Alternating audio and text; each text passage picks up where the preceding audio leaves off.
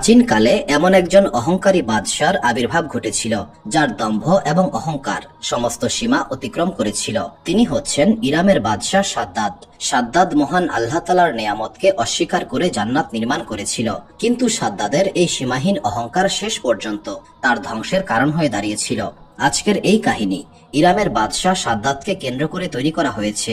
এটা এমন এক কাহিনী যেখানে ষড়যন্ত্র, অহংকার এবং আল্লাহ তাআলার গজবকে নিদর্শন হিসেবে দেখানো হয়েছে। এই কাহিনীতে আমরা দেখব কিভাবে যুক্তি এবং বিশ্বাসের সীমা অতিক্রম করার কারণে একজন বাদশাহ অনিবার্য ধ্বংসের মাঝে পতিত হয়েছিল। মূল কাহিনীতে প্রবেশ করার আগে আপনাদের অনুরোধ করব, এই ভিডিওটি শেষ পর্যন্ত দেখুন। যদি গল্পটিতে কোনো সংশোধনের প্রয়োজন হয় তবে মন্তব্য করতে ভুলবেন না। চলুন শুরু করা যাক।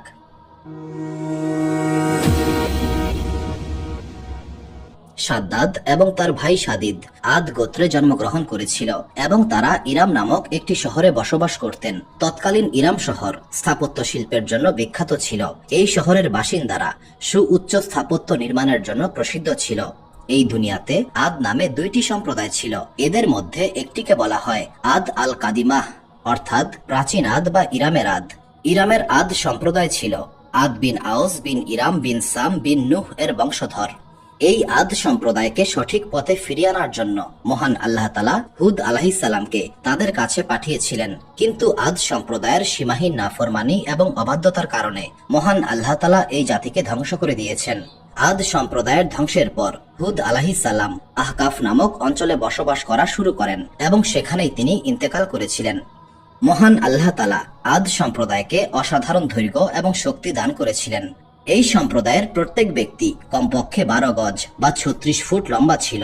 আদ সম্প্রদায়ের মানুষেরা অকল্পনীয় শক্তির অধিকারী ছিল। তারা এমন সব পাথর তুলে ফেলতে পারত যা অনেক সাধারণ মানুষের পক্ষেও সম্ভব নয়। আদ সম্প্রদায় তাদের শক্তি এবং পরাক্রমের কারণে সমগ্র ইয়েমেনের উপর কর্তৃত্ব স্থাপন করতে সক্ষম হয়েছিল। সেই সময়ে আদ সম্প্রদায়ের বাদশাহ ছিলেন সাদিদ, কিন্তু সাদিদের ছোট ভাই সাদ্দাদ তাকে হত্যা করে সিংহাসন দখল করেছিল।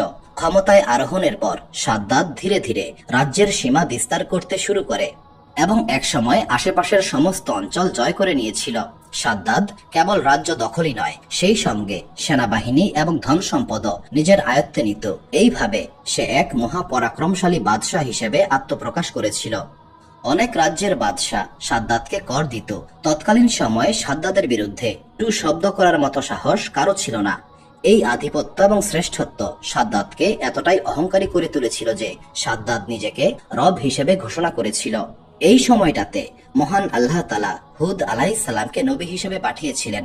হুদ আলাইহিস সালাম সাদ্দাদকে তাওহীদের দাওয়াত দিয়েছিলেন, কিন্তু হুদ আলাইহিস সালামের এই আহ্বানের জবাবে সাদ্দাদ বলেছিল, তোমার আল্লাহ আমাকে এমন কি বস্তু দান করতে সক্ষম যে আমাকে তার আনুগত্য করতে হবে? বর্তমানে আমার যে ক্ষমতা, সম্পদ এবং সম্মান রয়েছে, তোমার আল্লাহ তাআলা কি আমাকে তার চাইতেও বেশি কিছু দিতে সক্ষম হবেন?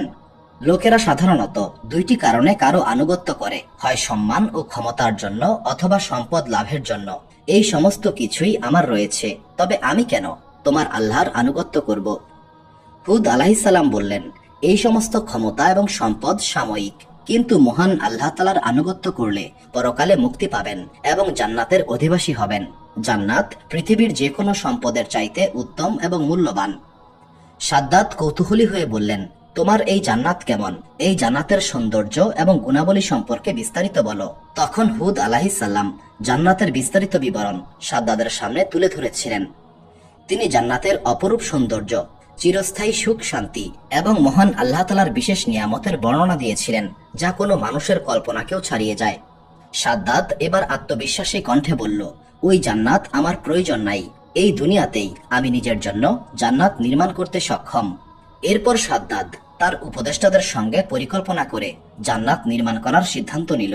জান্নাত নির্মাণ করার জন্য লক্ষাধিক শ্রমিক নিয়োগ করা হলো। সাদ্দাদের কল্পনার জান্নাত কেমন হবে এবং সেই জান্নাতের নকশা ও পরিকল্পনা তাদের বুঝিয়ে দেওয়া হলো। সাদ্দাদ পৃথিবীর সবচেয়ে দক্ষ নির্মাণ শিল্পীদের ইরাম শহরে জমায়েত হওয়ার নির্দেশ দিয়েছিল। সাদ্দাদ তার সাম্রাজ্যের সমস্ত শাসকদের সোনা ও রূপার ইট প্রস্তুত করতে নির্দেশ জারি করেছিল। আদন পাহাড়ের পাশে বর্গাকার একটি স্থানকে জান্নাতের জন্য নির্বাচন করা হলো। এই স্থানের দৈর্ঘ্য ও প্রস্থ ছিল 10 কোষ, অর্থাৎ প্রায় 30 কিলোমিটার। জান্নাতের ভিত অনেক গভীর করে খোঁড়া হয়েছিল, এতটাই গভীর ছিল যে তৎকালীন সময়ে এই গভীরতা কেউ কল্পনাও করতে পারত না। এরপর এই ভিত লাল পারদ দিয়ে পরিপূর্ণ করা হলো। ভিত মাটির সমতলে আসার পর সোনা ও রূপার ইট দিয়ে দেয়াল নির্মাণ করা হলো। সেই সময়ের হিসাবে দেয়ালের উচ্চতা ছিল 100 গজ। সকালে সূর্য ওঠার পর দেয়াল থেকে এত পরিমাণ তীব্র আলো বিচ্ছুরণ করত যে সেই দিকে তাকানো সম্ভব হতো না। এইভাবে জান্নাতের চারপাশে প্রাচীর তৈরি করা হয়েছিল। এই জান্নাতে 1000 প্রাসাদ নির্মাণ করা হয়েছিল। প্রতিটি প্রাসাদে 1000 স্তম্ভ ছিল, আর প্রতিটি স্তম্ভ মূল্যবান পাথরে সাজানো হয়েছিল। জান্নাতকে কেন্দ্র করে বেশ কয়েকটি নহর খনন করা হয়েছিল। এই নহরে দুধ, মদ এবং মধু প্রবাহিত করা হয়েছিল। প্রতিটি প্রাসাদে পুকুর এবং ফোয়ারা নির্মাণ করা হয়েছিল। এই নহরের দেয়াল এবং মেঝে রুবি, পান্না এবং নীলমণি পাথর দ্বারা সজ্জিত করা হয়েছিল। নহরের পাশে কৃত্রিম বৃক্ষ রোপণ করা হয়েছিল। এই সমস্ত বৃক্ষের শেকড় ছিল সোনার, ডালপালা এবং পাতা ছিল পান্নার। বৃক্ষের ফল ছিল বড় বড় রুবি এবং অন্যান্য রত্ন দিয়ে তৈরি। জান্নাতের প্রহরীরা সোনা এবং রূপার ইটের উপর বসে পাহারা দিত। কথিত এই জান্নাত নির্মাণ শেষ হওয়ার পর সাদ্দাত সমগ্র জান্নাতের মাটিকে রেশমের কারুকার্য খচিত গালিচা দিয়ে ঢেকে দেওয়ার হুকুম দিল। রাজ্যের বিভিন্ন প্রান্তের অপরূপ সুন্দরী এবং কুমারী মহিলাদেরকে হুর হিসেবে আনা হয়েছিল, এবং এই সমস্ত নারীদের দামি পোশাক এবং অলংকার দ্বারা সজ্জিত করা হয়েছিল। জান্নাতে বসবাসকারীদের জন্য ফলমূল, খাদ্য, সুন্দরী মহিলা সহ সমস্ত কিছুর আয়োজন করা হয়েছিল। এই জান্নাত নির্মাণে প্রায় 12 বছর সময় লেগেছিল। সেই জান্নাতে সাদ্দাদের আস্থাভাজন মানুষ সহ ধনীদের বসবাসের অনুমতি দেওয়া হয়েছিল। জান্নাত নির্মাণ সম্পূর্ণরূপে শেষ হওয়ার পর সাদ্দাদ তার বিশাল সেনাবাহিনী নিয়ে জান্নাতের উদ্দেশ্যে রওনা দিল। যাত্রার পূর্বে সাদ্দাদ হুদ আলাইহিসসালামকে উদ্দেশ্য করে বলল, তুমি চেয়েছিলে আমি তোমার আল্লাহর আনুগত্য করি। এই আনুগত্যের বিনিময়ে তোমার আল্লাহ আমাকে জান্নাতে বসবাস করতে দেবেন। হে হুদ, আমি নিজেই জান্নাত নির্মাণ করেছি। যখন সাদ্দাদ জান্নাতের নিকটবর্তী হয়েছিল তখন জান্নাতের বাসিন্দারা তাকে স্বাগত জানাতে জমায়েত হয়েছিল। তারা সাদ্দাদের উপর মুক্তা ও রত্ন ছিটিয়ে দিচ্ছিল।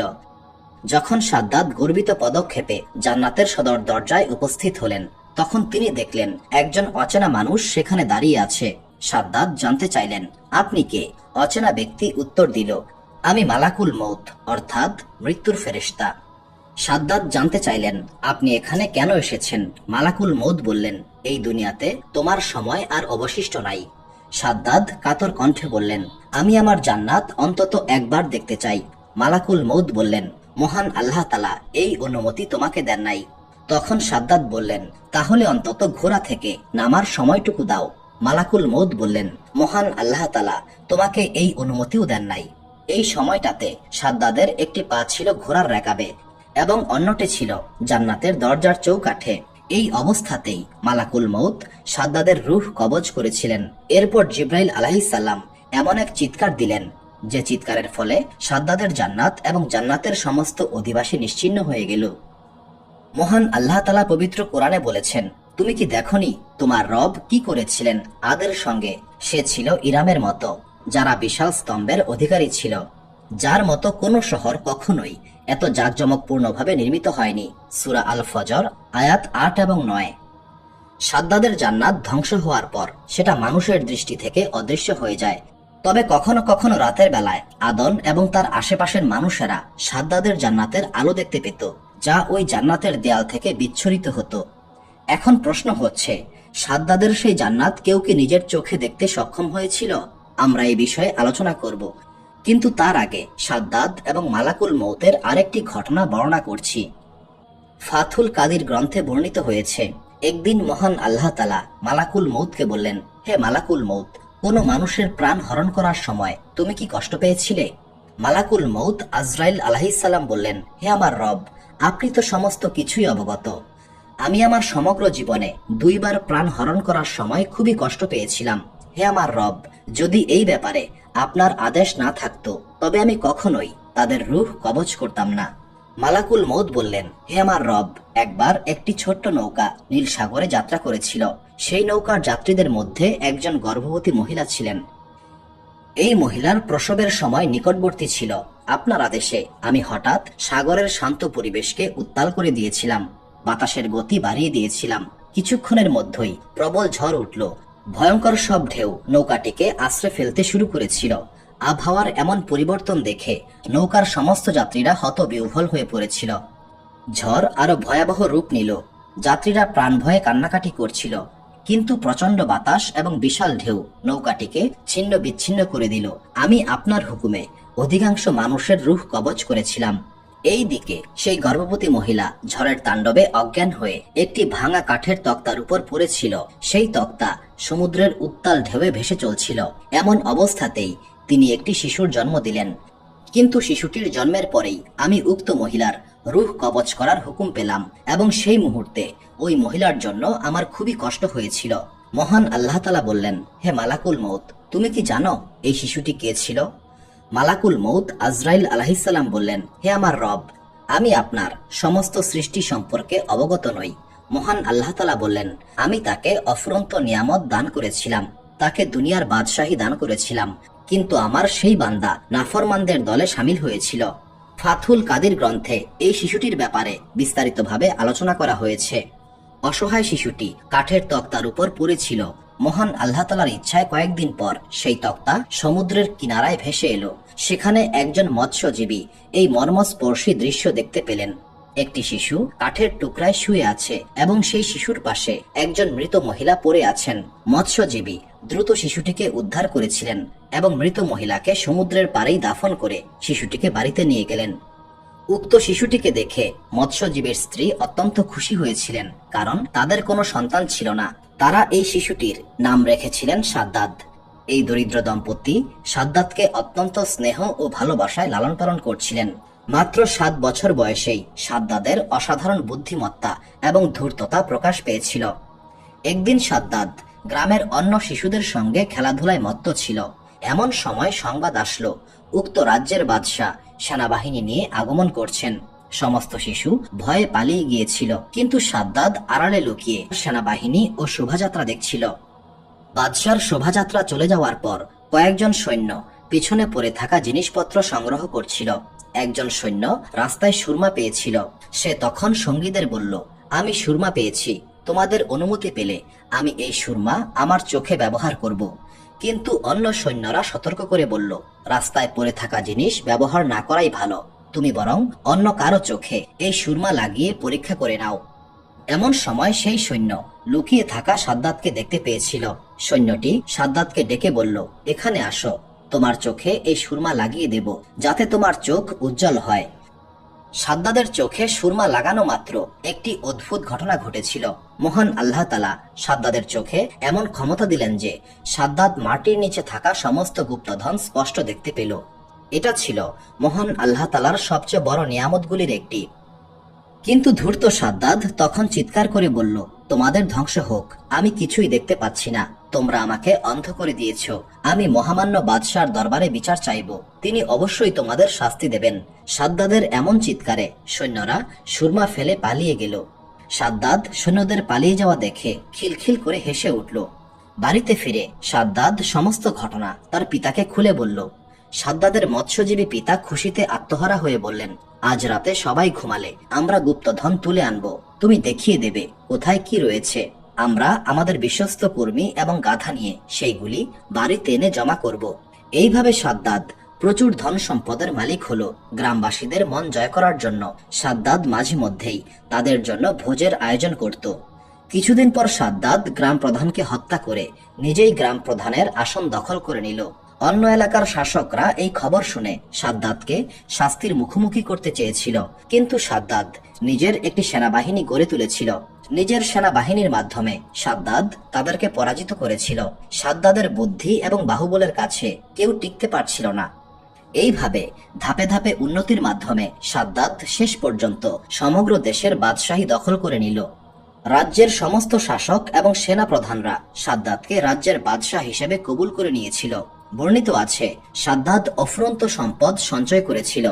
সে এমন এক বিশাল এবং শক্তিশালী সেনাবাহিনী গঠন করেছিল যে সর্বত্র তার আদেশ মান্য করা হতো।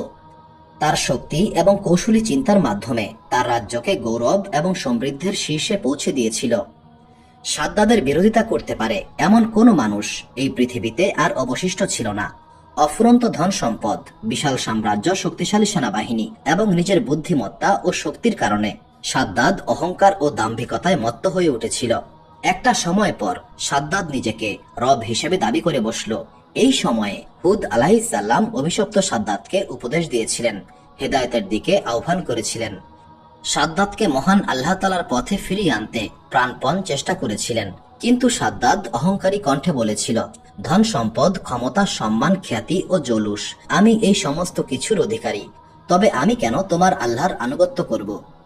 হুদ আলাইহিসসালাম সাদ্দাদকে উদ্দেশ্য করে বললেন, এই দুনিয়ার সমস্ত কিছুই ক্ষণস্থায়ী, কিন্তু যদি তুমি আল্লাহ তাআলার আনুগত্য করো তবে মহান আল্লাহ তাআলা তোমাকে জান্নাত দেবেন, যা এই পৃথিবীর যে কোনো সম্পদের চাইতে উত্তম। সাদ্দাদ বলল, আমি এই জান্নাত সম্পর্কে জানতে চাই। হুদ আলাইহিসসালাম জান্নাতের নিয়ামত এবং মহিমা সবিস্তারে বললেন। জান্নাতের বর্ণনা শুনে সাদ্দাদ অহংকারী কণ্ঠে বলল, তোমার আল্লাহ তাআলার জান্নাত আমার কোনো প্রয়োজন নাই।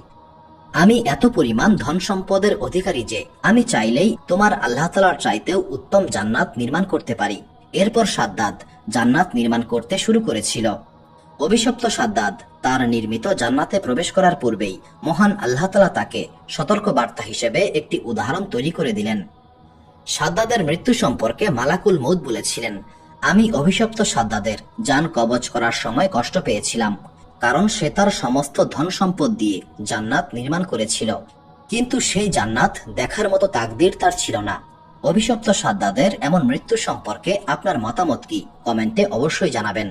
এখন আমরা আলোচনা করব সেই ব্যক্তির ব্যাপারে যিনি অভিশপ্ত সাদ্দাদের জান্নাত দেখেছিলেন। তিনি কোনো সাধারণ মানুষ ছিলেন না, বরং তিনি ছিলেন নবী করিম সাল্লাল্লাহু আলাইহি সাল্লামের একজন সাহাবী, যিনি সাদ্দাদের জান্নাত প্রত্যক্ষ করেছিলেন। তাফসির গ্রন্থসমূহ থেকে জানা যায়, আব্দুল্লাহ ইবনে কালাবা রাদিয়াল্লাহু তাআলা আনহু নামক একজন সাহাবী ছিলেন। তিনি একবার এই অঞ্চল অতিক্রম করছিলেন। যাত্রাপথে তার একটি উট পালিয়ে গিয়েছিল এবং সেই উটের সন্ধান করতে করতে তিনি অভিশপ্ত সাদ্দাদের জান্নাতের কাছে পৌঁছে গিয়েছিলেন। যখন তিনি মিনার এবং প্রাচীর সমূহ দেখতে পেলেন, তিনি জ্ঞান হারিয়ে মাটিতে লুটিয়ে পড়েছিলেন। জ্ঞান ফিরে আসার পর তিনি ভাবলেন, এই শহরের অবস্থা ঠিক তেমন যেমনটা নবী করিম সাল্লাল্লাহু আলাইহি সাল্লাম সাদ্দাদের ব্যাপারে আমাদের বলেছিলেন। তখন তিনি চারপাশটা ঘুরে ঘুরে দেখতে লাগলেন। সেখানে তিনি জান্নাতের নদী ও বৃক্ষের ধ্বংসাবশেষ দেখতে পেয়েছিলেন। সেখানে কোনো মানুষের অস্তিত্ব ছিল না। তিনি সেখানে পড়ে থাকা কিছু রত্ন তুলে নিয়েছিলেন। তারপর তিনি সরাসরি দামেস্কে চলে গেলেন, যা তখন রাজধানী ছিল, এবং সেখানে মুয়াবিয়া উপস্থিত ছিলেন। আব্দুল্লাহ ইবনে কালাবা রাদিয়াল্লাহু তাআলা আনহু সেখানে গিয়ে সমস্ত ঘটনা খুলে বললেন। মুয়াবিয়া আব্দুল্লাহ ইবনে কালাবা রাদিয়াল্লাহু তাআলা আনহুকে বললেন, আপনি সেই শহর জাগ্রত অবস্থায় দেখেছেন নাকি স্বপ্নে? আব্দুল্লাহ ইবনে কালাবা রাদিয়াল্লাহু তাআলা আনহু উত্তর দিলেন, আমি জাগ্রত অবস্থায় সজ্ঞানে খুবই স্পষ্টভাবে ওই শহর দেখেছি। এরপর তিনি ওই শহরের ব্যাপারে সমস্ত কিছু খুলে বললেন।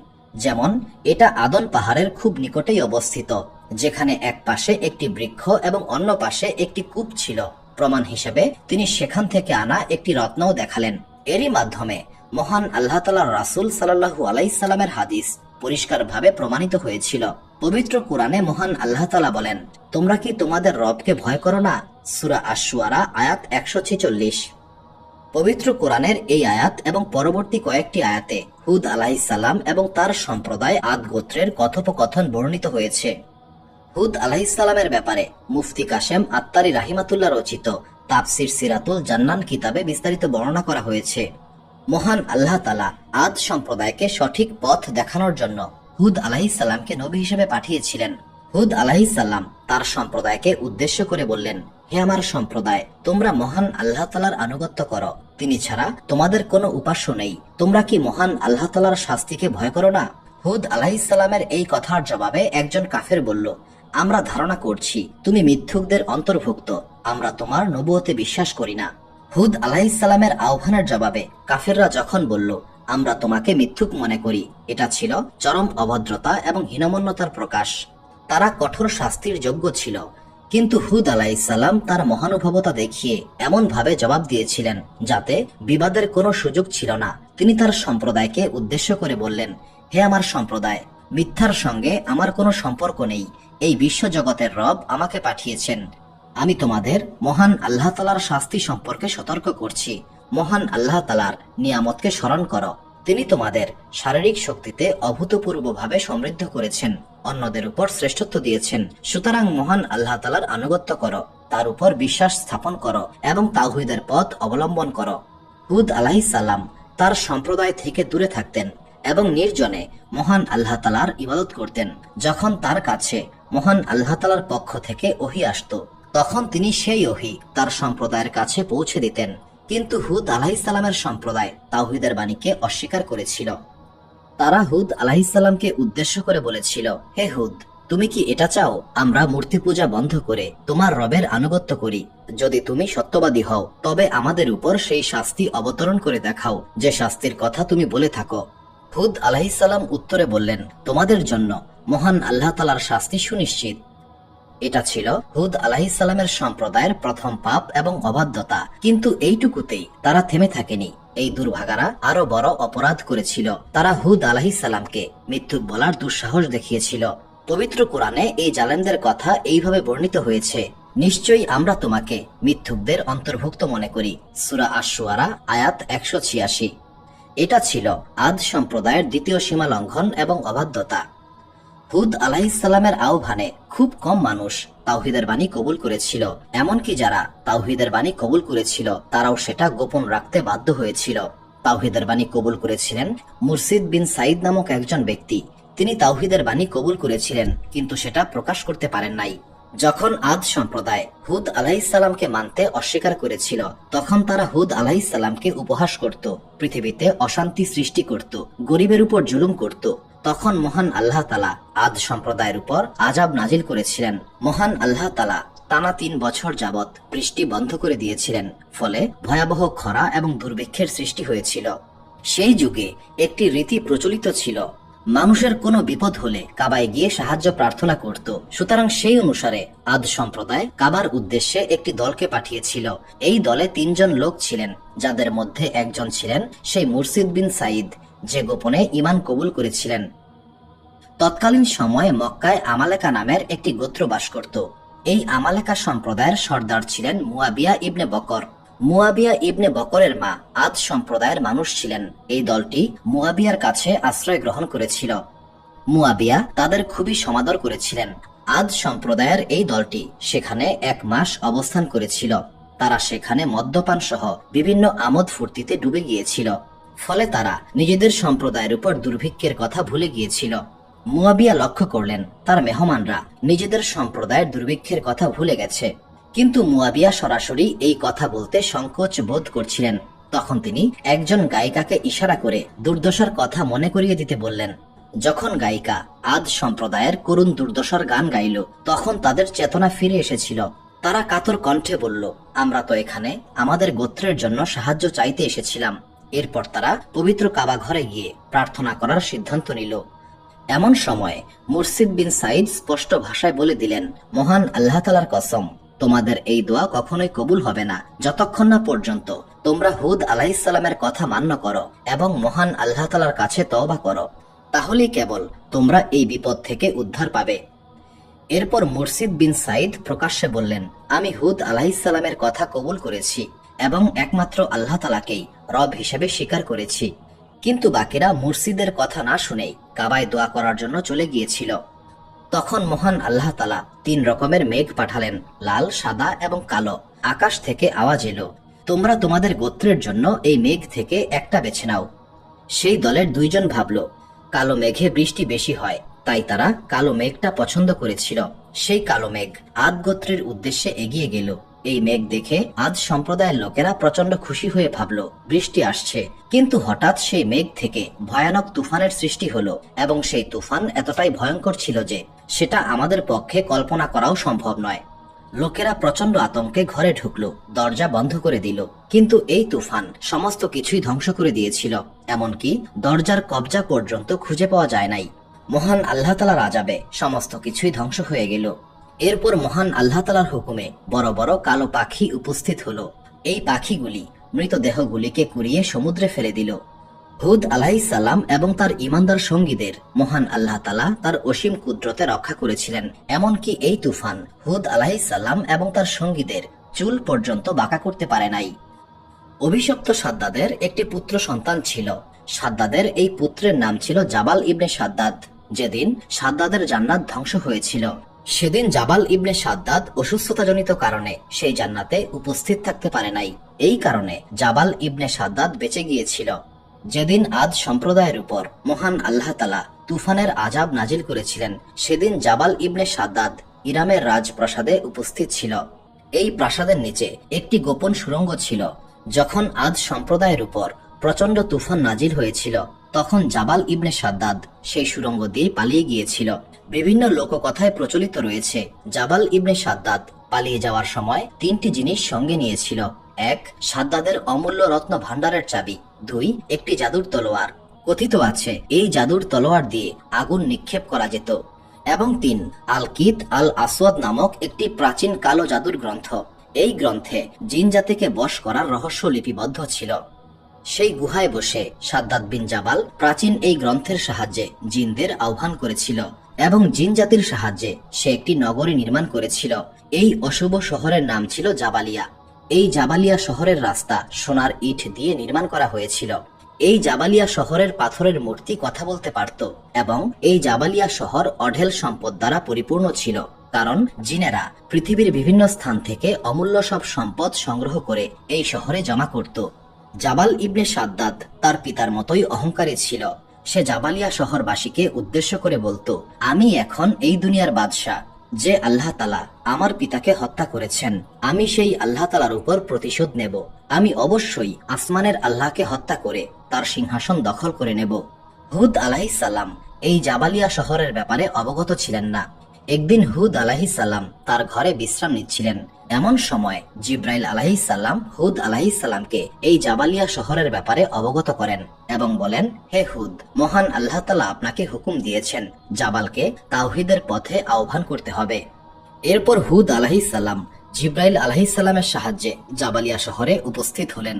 তিনি জাবাল ইবনে সাদ্দাদকে উদ্দেশ্য করে বললেন, হে জাবাল ইবনে সাদ্দাদ, তুমি মহান আল্লাহ তাআলার এক সামান্য সৃষ্টি মাত্র।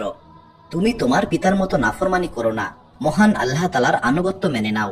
জাবাল ইবনে সাদ্দাদ হুদ আলাইহিস সালামকে উদ্দেশ্য করে বলল, আমি কখনোই তোমার আল্লাহর আনুগত্য করব না, বরং আমি তোমাকে উপদেশ দিচ্ছি, তুমি তোমার আল্লাহকে ছেড়ে আমার আনুগত্য করো। আমি তোমার সমস্ত খবর জানি। তুমি পশু পালনের মাধ্যমে জীবিকা নির্বাহ করে থাকো। তোমার আল্লাহ তাআলা তোমাকে কোনো সম্পদ দান করেন নাই। যদি তুমি আমার আনুগত্য করো, তবে আমি তোমাকে সম্পদের মাঝে ডুবিয়ে দেব। হুদ আলাইহিস সালাম বললেন, হে জাবাল ইবনে সাদ্দাদ, আমি তোমার ধ্বংস দেখতে পাচ্ছি। জাবাল ইবনে সাদ্দাদ বললেন, হে হুদ, আমার জিনেরা তোমাকে এই মুহূর্তে ধ্বংস করে ফেলতে সক্ষম।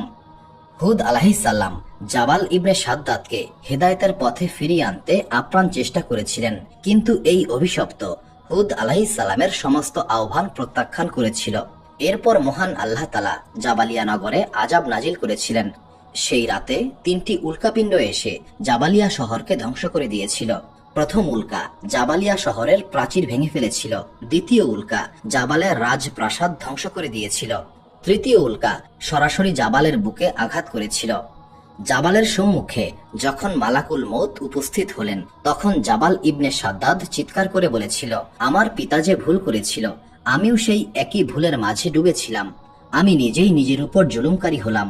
বর্তমান সময়ে স্থানীয়রা বিশ্বাস করে জাবাল আল মাজমুম পর্বতে আজও জাবাল ইবনে সাদ্দাদের আত্মা ঘুরে বেড়ায়।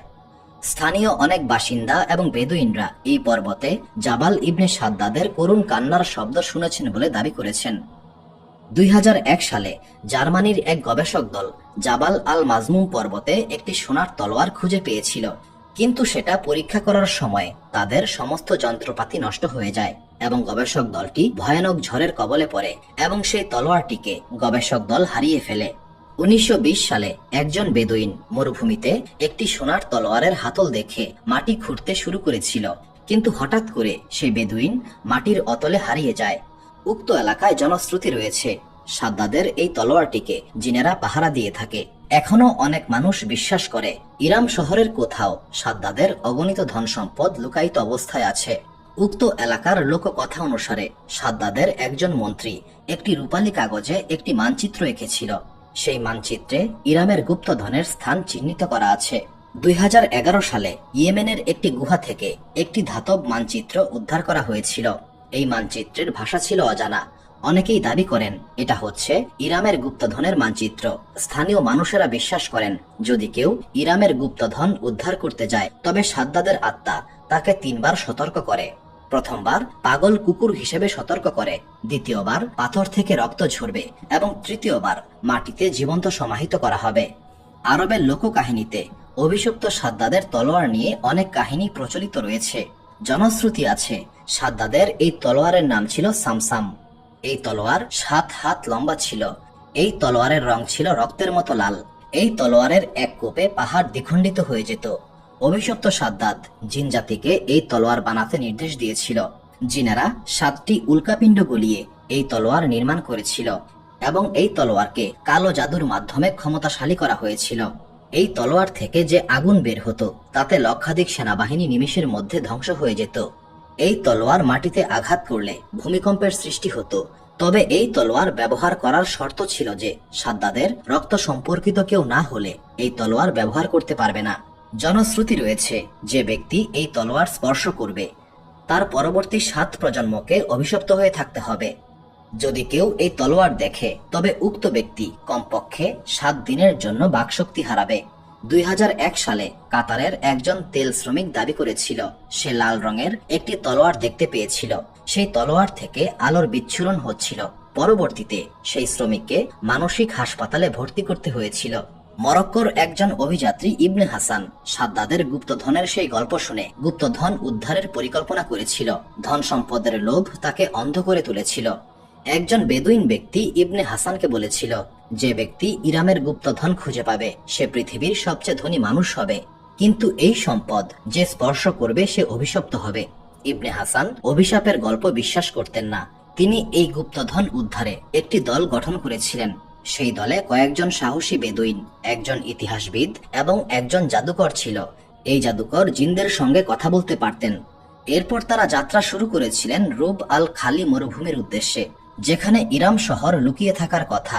সেই মরুভূমিতে দিনের পর দিন অনুসন্ধান করার পর তারা একটি বিশাল পাথরের দরজা খুঁজে পেয়েছিল। সেখানে প্রাচীন আরবি ভাষায় লেখা ছিল, এটা অহংকারীদের শেষ আশ্রয়, প্রবেশ করো যদি তুমি মৃত্যুকে না ভয় পাও। ইবনে হাসান সেই দরজা ভেঙে ভেতরে প্রবেশ করেছিলেন। ভেতরে ছিল এক অন্ধকার সুড়ঙ্গ যা নিচের দিকে নেমে গিয়েছিল। ভেতরে প্রবেশ করে তারা দেখতে পেলেন সোনার প্রাসাদ, হীরা জহরতে খচিত দেয়াল এবং অসংখ্য মমি করা দেহ রয়েছে। এই সব ছিল সেই সমস্ত অভিযাত্রীরা যারা আগে এখানে এসেছিলেন কিন্তু আর ফিরতে পারেন নাই। ইবনে হাসানের দল ধন সম্পদ সংগ্রহ করা শুরু করেছিল। হঠাৎ তারা শুনতে পেলেন ভয়ঙ্কর কণ্ঠে কেউ বলছে, তোমরা এখানে অনধিকার প্রবেশ করেছ। সাদ্দাদের ধন শুধুমাত্র তারই ছিল। এখন তোমরাও চিরকালের জন্য এখানে বন্দী হিসেবে থাকবে। এরপরই সুড়ঙ্গের দরজা বন্ধ হয়ে গেল। বাতাসে ভেসে বেড়াচ্ছিল অদ্ভুত সব আর্তনাদ, যেন সাদ্দাদের রূহ এখনো এই স্থানটিকে রক্ষা করছে। ইবনে হাসান প্রাণ ভয়ে কান্নাকাটি করছিলেন, কিন্তু বের হওয়ার আর কোনো রাস্তা খুঁজে পাওয়া যায় নাই। দিনের পর দিন অন্ধকারে বন্দী থেকে সেই দলের সবাই মৃত্যুবরণ করেছিল। শেষ পর্যন্ত জীবিত ছিলেন ইবনে হাসান।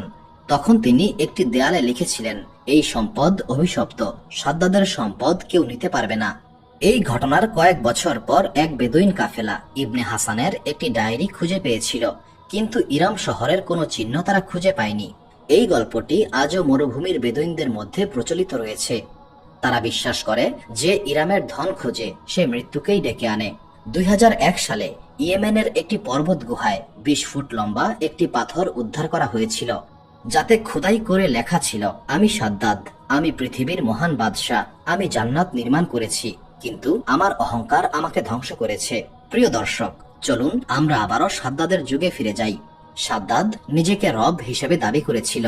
তার রাজ্যে কেউ যদি সাদ্দাদ ব্যতীত অন্য কাউকে উপাসনা করত তবে সেই ব্যক্তিকে কঠোর শাস্তির মুখোমুখি হতে হতো। সেই শাস্তির মাত্রা এতটাই কঠোর ছিল যে উক্ত ব্যক্তি নিজেই মৃত্যুদণ্ডের দাবি জানাতো। সেই সময়ে সাদ্দাদের রাজ্যে একটি গ্রামে একটি পরিবার বাস করত। এই পরিবারে মাত্র 2 জন মানুষ ছিল, পিতা এবং কন্যা।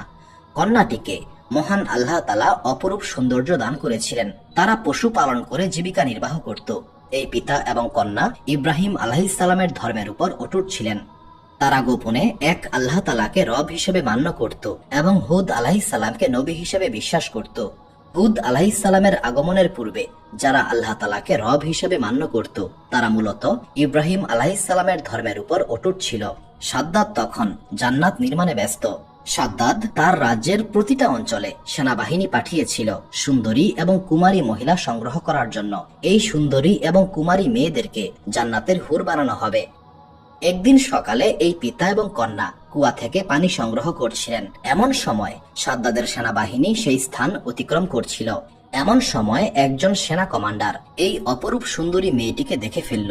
সে মনে মনে ভাবল, এমন সুন্দরী নারী আমি আগে কখনো দেখি নাই। এখন এই মেয়েটিকে যদি বাদশাহ সাদ্দাতকে হুর হিসেবে উপহার দেওয়া যায় তবে তিনি আমাকে অনেক অর্থ পুরস্কার দেবেন। এরপর সেই সেনা কমান্ডার মেয়েটির চোখের সামনে তার পিতাকে হত্যা করে মেয়েটিকে সঙ্গে নিল। মেয়েটি সেনা কমান্ডারকে উদ্দেশ্য করে বলল, হে পাষণ্ড, তোমাদের ধ্বংস হোক, তোমরা আমাকে কোথায় নিয়ে যাচ্ছ? সেনা কমান্ডার বলল, তুমি আমাদের মহামান্য বাদশাহ সাদ্দাদের জান্নাতের হুর হবে। মেয়েটি বলল, আমি আমার পবিত্রতা নষ্ট হওয়ার চাইতে মৃত্যুকে অধিক পরিমাণে কামনা করি। হে পাষণ্ডের দল, আল্লাহ তাআলাকে ভয় করো। মেয়েটির হাজারো কান্না এই পাষণ্ডের দলের হৃদয়ে সামান্যতম করুণা জাগ্রত করতে পারে নাই। অতঃপর মেয়েটিকে সাদ্দাদের জান্নাতে নিয়ে যাওয়া হলো। সেখানে তাকে সুন্দর করে গোসল করিয়ে দামি পোশাকে আবৃত করা হয়েছিল। অলংকার দ্বারা মেয়েটিকে সুসজ্জিত করা হয়েছিল। দামি পোশাক এবং অলংকারে সজ্জিত করার পর জান্নাতের বাসিন্দারা এই মেয়েটিকে দেখে মুগ্ধ নয়নে তাকিয়েছিল। জান্নাতের কেউ কেউ এমন আলোচনাও করছিল যে সাদ্দাত কতই না ভাগ্যবান, কারণ এমন সুন্দরী একটা মেয়েকে হুর হিসেবে পাওয়া সত্যি ভাগ্যের ব্যাপার। রাতের বেলায় মেয়েটি কান্নাজড়িত কণ্ঠে দুই হাত তুলে বলল, হে আমার রব, আপনি কতই না পবিত্র, আপনি কতই না মহান। হে আমার রব, আমি আপনার সামান্য এক মজলুম বান্দা। হে আমার রব, আমাকে এই জালেমের অত্যাচার থেকে রক্ষা করুন। আমি আমার পবিত্রতা নষ্ট হওয়ার থেকে মৃত্যুকে উত্তম বলেই মনে করি। হে আমার রব, আপনি অভিশপ্ত নমরুদের আগুন থেকে আপনার খলিল ইব্রাহিম আলাইহিসসালামকে অগ্নিকাণ্ড থেকে রক্ষা করেছিলেন। এই বিশ্বজাহানের মালিক আপনি। হে আমার আল্লাহ তাআলা, আপনার অনেক বান্দা আছে, কিন্তু আমার তো আপনি ছাড়ার কেউ নাই। হে আমার আল্লাহ তাআলা, এই জালিমের অত্যাচার থেকে আমি আপনার আশ্রয় প্রার্থনা করছি। মহান আল্লাহ তাআলার দরবারে এই দোয়া কবুল হয়ে গেল। সুবহানাল্লাহ। পরের দিন সকালে সাদ্দাদ জান্নাতের উদ্দেশ্যে যাত্রা করেছিল এবং সাদ্দাদ যখন জান্নাতের দরজায় উপস্থিত হলো তখন সে দেখতে পেল মালাকুল মউত তার জন্য অপেক্ষা করছে। সুপ্রিয় দর্শক মণ্ডলী, প্রতিদিন নতুন নতুন ভিডিও পেতে আমাদের চ্যানেলটি অবশ্যই সাবস্ক্রাইব করুন এবং পাশে থাকা বেল আইকনটি প্রেস করতে অবশ্যই ভুলবেন না, এবং সেই সাথে আপনার যে কোনো মতামত আমাদের জানাতে আমাদের ভিডিওতে অবশ্যই কমেন্ট করুন। আশা করি আপনারা সবাই ভালো থাকবেন এবং সুস্থ থাকবেন। আসসালামু আলাইকুম।